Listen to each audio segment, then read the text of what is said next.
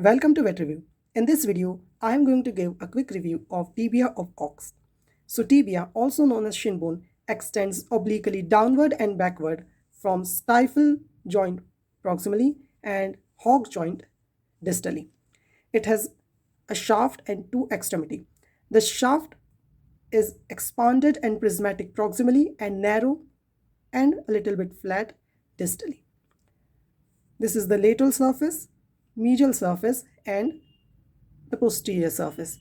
The lateral surface is covered by tibialis, anticus, and complex muscle. The medial surface is divided or demarcated from the lateral surface by this very prominent structure called the crest of tibia. This crest of tibia represents the anterior border and provides the insertion for semitendinosus, tibialis anticus, and sartorius muscle. On the proximal aspect of the medial surface, we have the insertion of gracialis muscle. One thing to note is that sartorius and gracialis muscle, they also have the insertion on the medial patellar ligament, which is one of the ligaments of stifle joint. Now let us come to the posterior surface. The posterior surface is well demarcated from the medial and lateral surfaces by the lateral and medial borders, and this posterior surface is also called the popliteal surface as it provides the insertion for the popliteus muscle. It also presents some fine lines called the muscular lines for the attachment of muscles. Now let us come to the proximal extremity.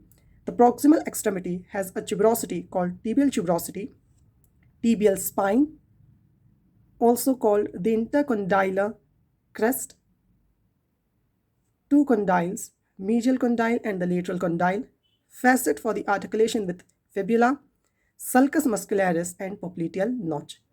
So the tibial tuberosity is placed anteriorly and is very prominent. It provides origin to the lateral digital extensor, peroneus longus, and soleus muscles.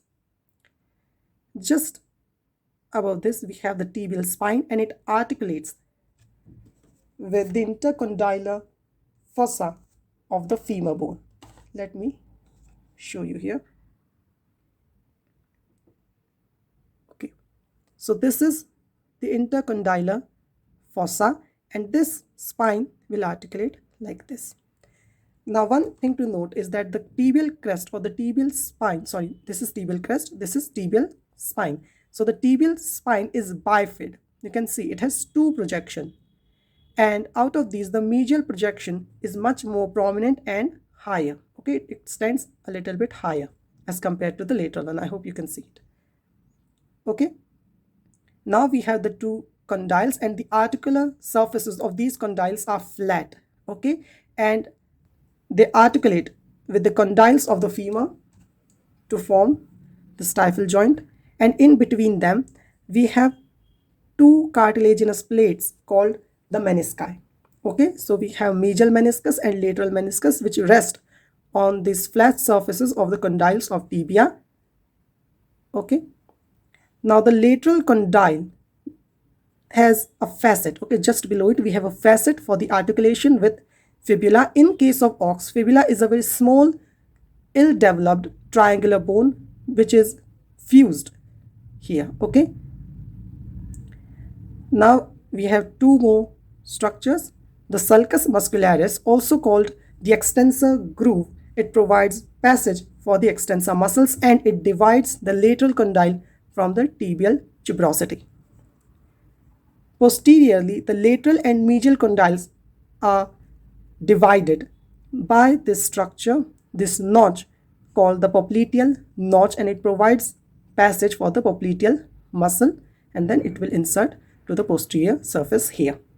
Okay, so this is it for the proximal extremity. Now let us come to the distal extremity.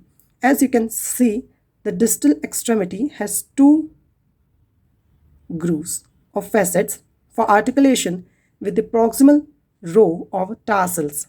Okay, and medially we have a bone that is fused to this part called the medial malleolus. So medial malleolus is fused with the medial distal part of the tibia, while the lateral aspect has a facet for the articulation with lateral malleolus. Okay, so lateral malleolus is not fused, it articulates with tibia, and the medial malleolus is fused with the tibia.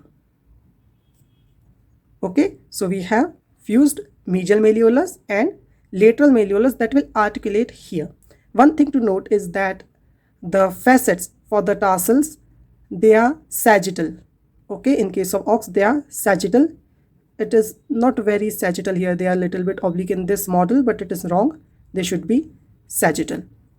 Okay, so this is it for the tibia of ox. I hope you like this video. If so, then please leave a like, share this video with your friends, and subscribe to my channel. Thank you.